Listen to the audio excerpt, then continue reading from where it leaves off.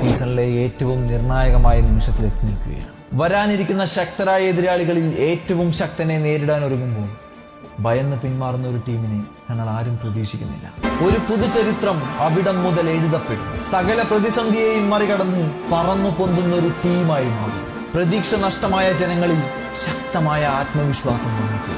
ഇപ്പോഴും ഈ മത്സരം ഇങ്ങനൊരു വിശേഷണത്തിന് അർഹമാണോ എന്ന് എനിക്കറിയില്ല.